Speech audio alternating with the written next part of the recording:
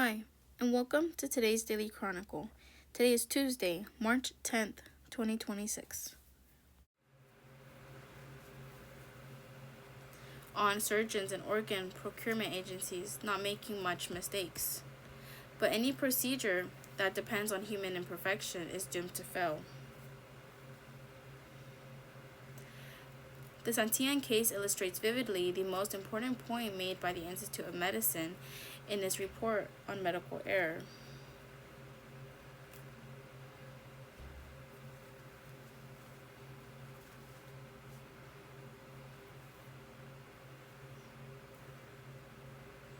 Namely, the best way to improve patient safety is to focus on hit systems can cause or prevent error.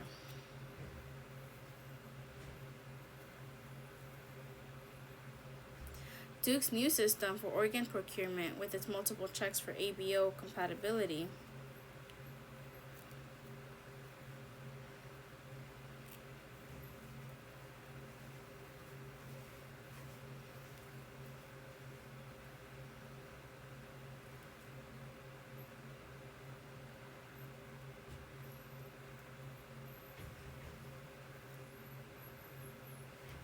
is much better. Other institutions will be wise to follow Duke's examples. Another obvious lesson is that it's very important to strive for honesty and candor.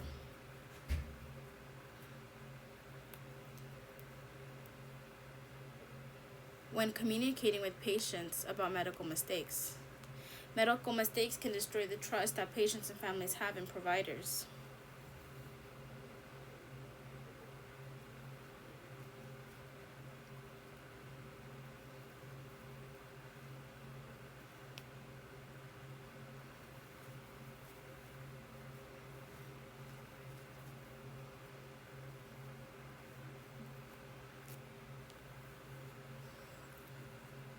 If patients and families suspect that a provider or organization is attempting to cover up, they may become distrustful and vindictive. Indeed, one study suggests that this is one of the main reasons patients sue doctors. Another study indicates that patients want to know why errors occur, how they will be corrected, and how they might be prevented in the future. Jaggers, to his credit, admitted his mistake to Santillan soon after it happened.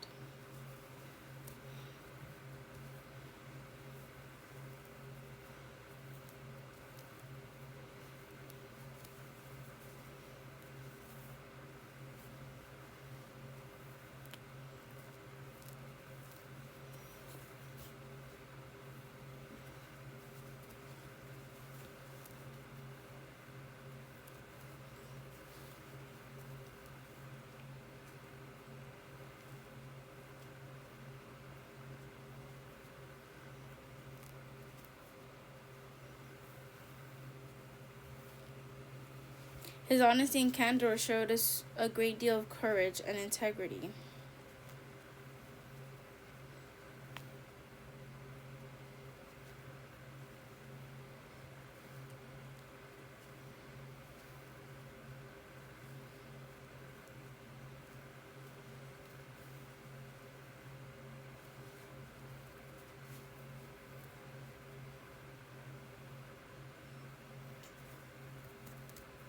The same cannot be said of Duke Medical Center, which, as of this writing, has still not admitted any negligence.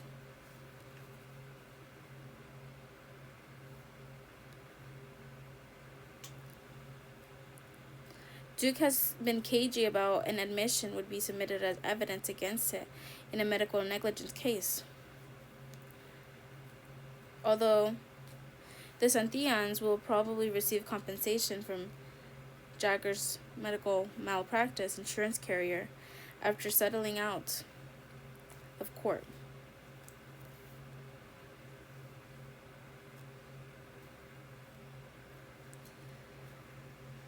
It is not yet clear whether they will be able to extract money from Duke.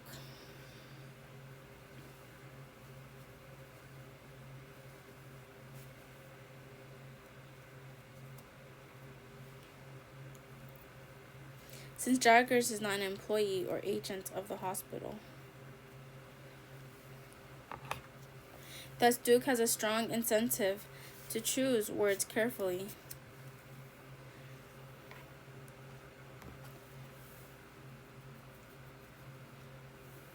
Threats of malpractice litigation.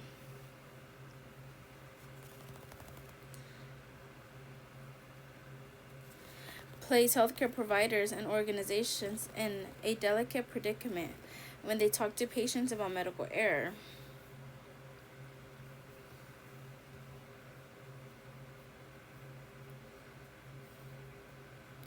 On one hand, morality and professional ethics both support honesty. On the other hand, prudent risk management counsels honesty only to a point.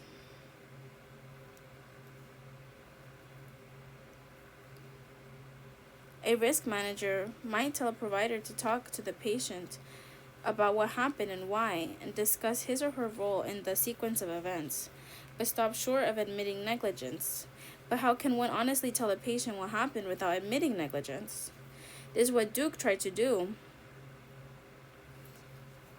by accepting responsibility for its role. If this legal strategy works, Jaggers may become the fall guy for the hospital.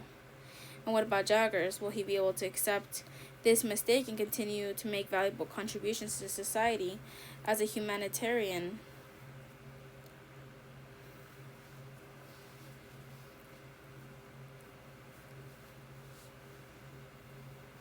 And talented congenital heart surgeon?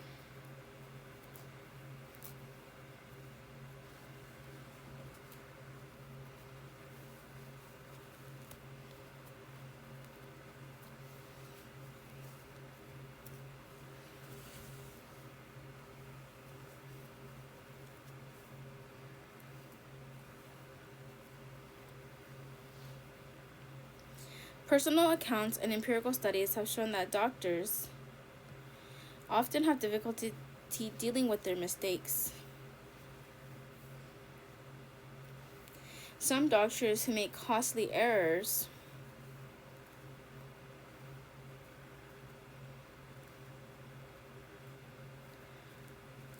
become depressed or suicidal, or abuse drugs or alcohol. Many who do not develop mental illnesses leave the medical profession.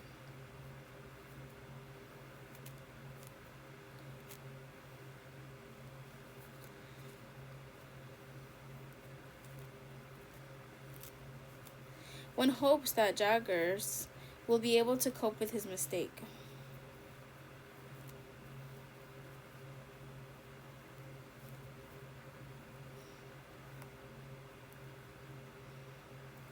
The case will be doubly tragic if the medical profession were to lose him.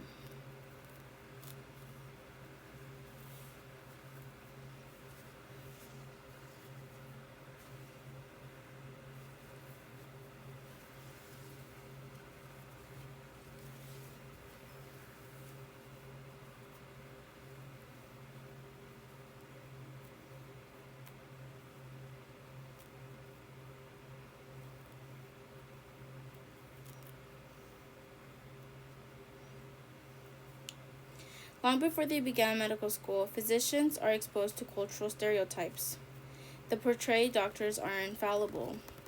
Years of medical training only reinforce the myth of perfect physician.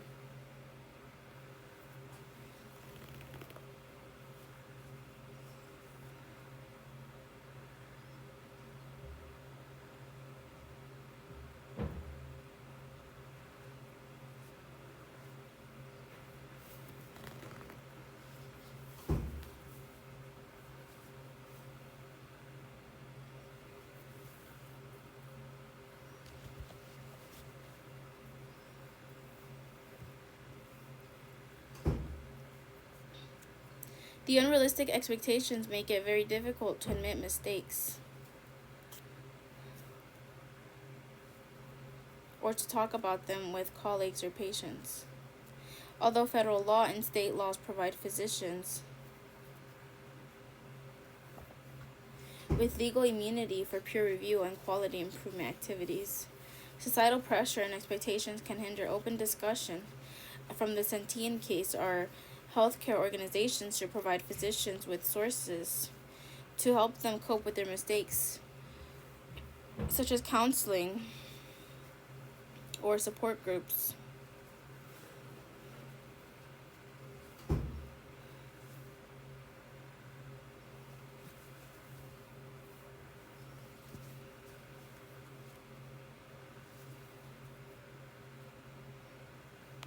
The medical schools and residency programs should educate future doctors about medical error and fallibility.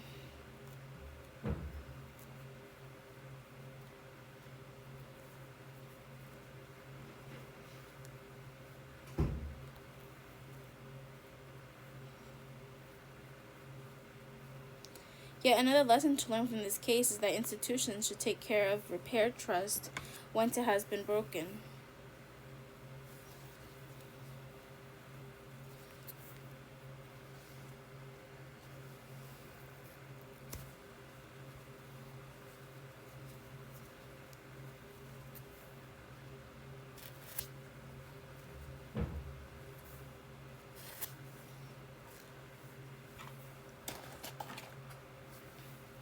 Duke made a tactical mistake when he urged the Santians to remain quiet.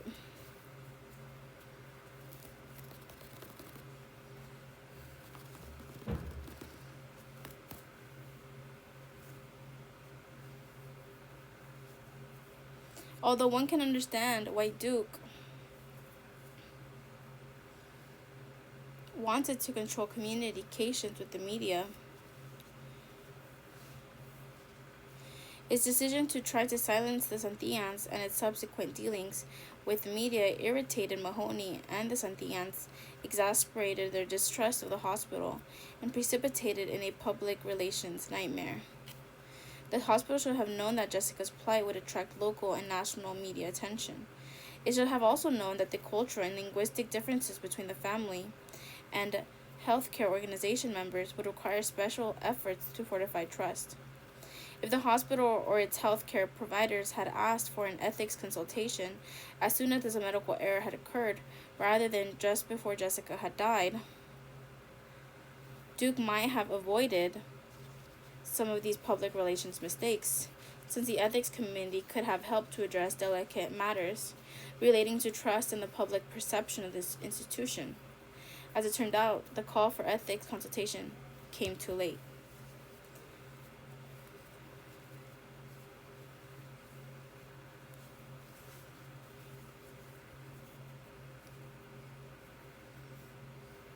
The hospital and its doctors made another mistake when they did not allow the Santians a second opinion. The facts in this case indicate that the Santians did not have a clear understanding of the difference between a coma, a vegetative state, and brain dead.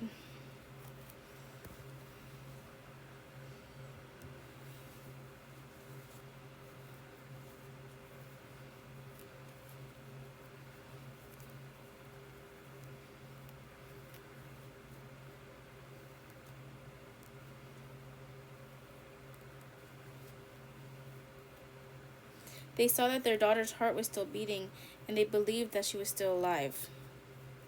While this second opinion was not medically or legally necessary,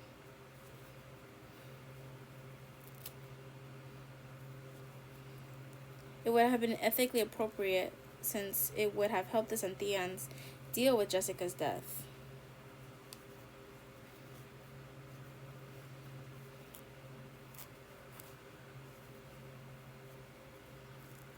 The decision not to allow the Santians a second opinion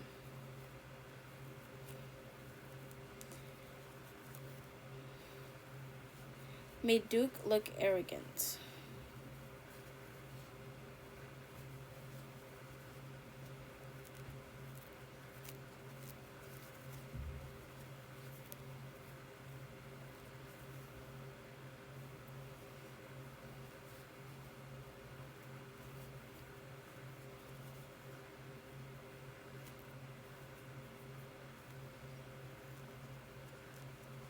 Although Jessica's story has many unfortunate twists and turns,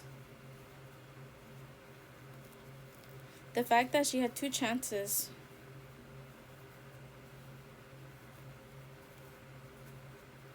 for a life-saving operation testifies to the compassion that one can find in the United States healthcare system.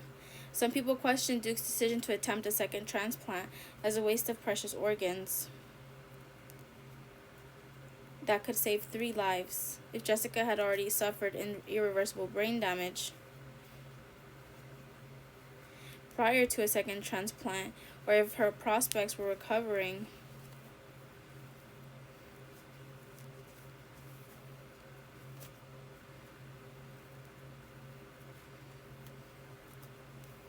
were not poor when she received those organs. Patients frequently get second and third chances at organ transplant in the United States. Indeed, any patient that receives a heart transplant at a relatively young age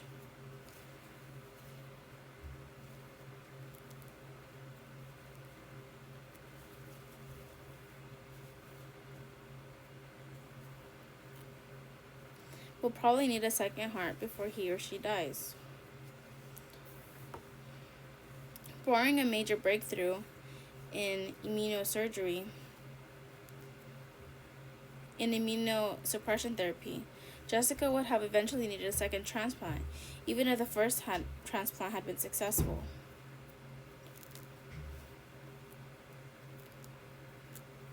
The fact that the patient may require more than one organ or more than one set of organs should play a role in organ allocation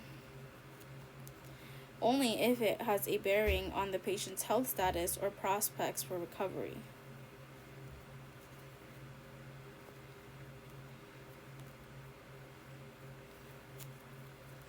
The doctor should consider only the patient's medical need for a new organ and the patient's current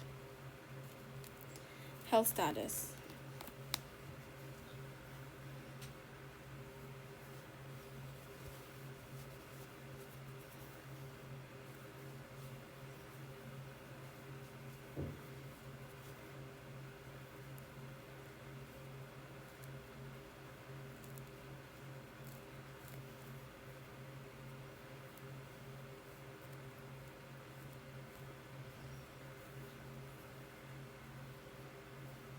The patient's prospects for long-term recovery. On the other hand, one could argue that Duke had a moral obligation to try to redress the mistakes made during the first organ transplantation by placing Jessica on the organ donation list a second time.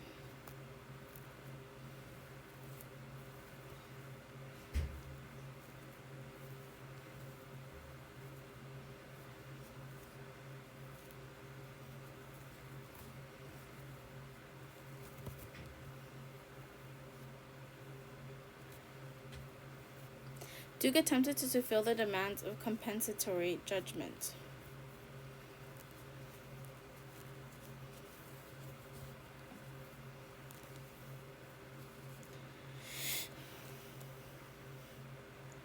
Utilitarians may protest that a policy of allowing patients to receive multiple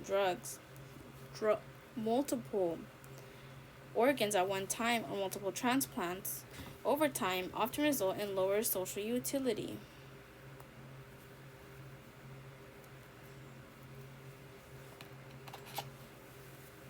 But one might argue that the justice in organ allocation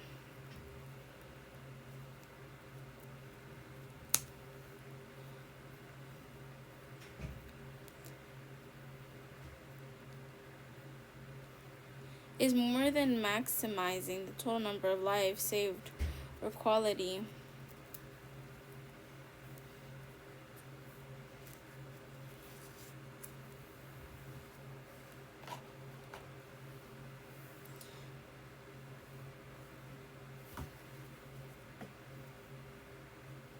Adjusted life years. Justice also demands that the organ transplantation rules give the sickest patients an opportunity to receive life-saving treatment.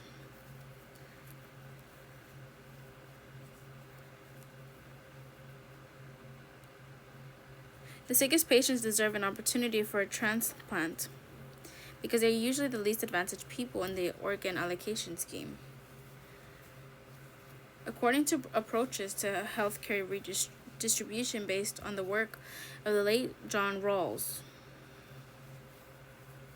differences in the distribution of healthcare can be justified only if they benefit at least advantaged members of society and promote fair equality of opportunity under utilitarian rationing scheme. No patient would ever have a chance at a heart-lung transplant, since such a procedure would save one life instead of three. One might argue that such a scheme would not benefit the least advantaged members of society or promote fair equality of opportunity and therefore be unjust. The fact that Duke did not deny Jessica an opportunity for transplant based on immigration status also reveals compassion. Some people criticize Duke for allowing an illegal alien or undocumented immigrant to have a chance at receiving an organ transplant. The organ allocation system, according to these critics, should serve citizens first, and illegal aliens should receive an organ only when no citizen requires that organ. Indeed, the reasoning goes that the fact that Medicaid does not extend benefits to illegal immigrants reflects this country's collective decision to take care of its own citizens first. There are several problems with this reasoning. First, immigrants, including illegal aliens, donate organs in the United States. Indeed, some evidence suggests that they may give more organs than they receive. Second, immigrants, including illegal aliens, make important contributions to the United States economy. So the Santians had lived and worked in the United States for 3 years. They were not on welfare.